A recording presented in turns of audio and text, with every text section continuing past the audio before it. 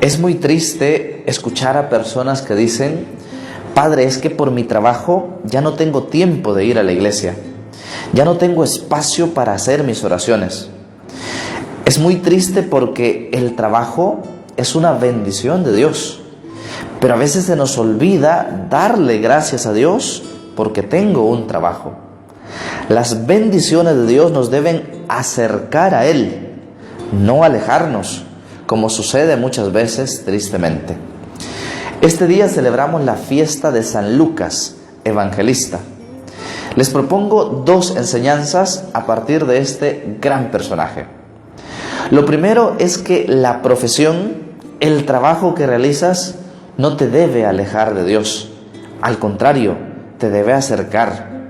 Lucas era médico de profesión. Así lo dice San Pablo en una de sus cartas. Pero esta profesión no lo alejó de Dios, sino que estas capacidades, estos conocimientos, los utilizó para transmitirnos el mensaje de Cristo con su peculiar forma de hacerlo, como lo hace precisamente San Lucas. Es decir, que mis capacidades, que mis conocimientos, que mi trabajo me ayuden para llevarle a Cristo a los demás. Un empresario, por ejemplo, debe ser otro Cristo ahí en la empresa. Un maestro debe ser otro Cristo ahí en la escuela. Alguien que trabaja en un taller debe llevarles a Cristo a sus compañeros de trabajo.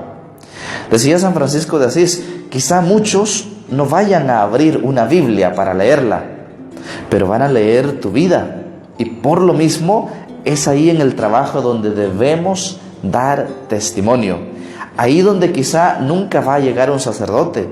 Ahí donde quizá nunca va a entrar un misionero. Que tu profesión te ayude a llevar más y mejor el mensaje a esas personas con las que te rodeas. Ahí donde el Señor te ha plantado, ahí florece. Primera cosa entonces, que el trabajo no nos aleje de Dios. Al contrario, que sea una oportunidad más para llevar este mensaje a esas personas necesitadas de Dios. Lo segundo que aprendemos de Lucas es que quien ama busca conocer más eso que ama. Una de las características de San Lucas es que es muy minucioso. Es decir, es llamado, por ejemplo, el evangelista de la infancia de Jesús, porque nos habla del nacimiento y menciona algunos detalles que otros evangelistas no mencionan. También es el evangelista en donde menciona aquel episodio de la adolescencia de Jesús, cosa que los otros evangelistas no mencionaron. Esto porque Lucas se dedicó entonces a averiguar, a investigar la vida de Jesús, a quien amaba con todo su corazón. Y eso le hizo también ser el evangelista, por ejemplo, de la misericordia. Nos trae aquellas parábolas del perdón, de la misericordia, de la oveja perdida, etc. También se da mucho énfasis en el Evangelio de Lucas al tema del pecado o del pecador redimido por Cristo, al tema de los pobres, de la cercanía que tiene Jesús con ellos. Es decir, Lucas conoce a Jesús, a pesar de que Lucas viene del paganismo, pero se interesa por conocer a Jesús y transmitirlo a los demás. Cuando nos interesa algo, cuando amamos a alguien, buscamos conocerle más. Y eso es lo que hace San Lucas. Por ejemplo, si a mí me interesa el tema de la cocina, voy a empezar a investigar recetas de cocina para saber más. Si a mí me interesa el tema del fútbol, voy a suscribirme quizá a páginas, a canales que me ayuden a ampliar este panorama.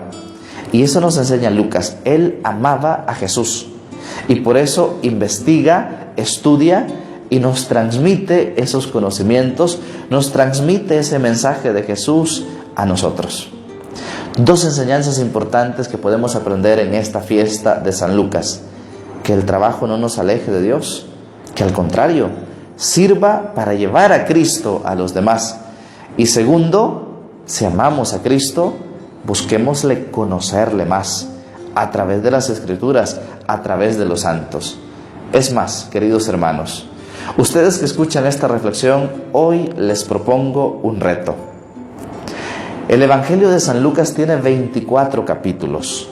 Les propongo que a partir de este día lean un capítulo por día del Evangelio de San Lucas. Son 24 capítulos.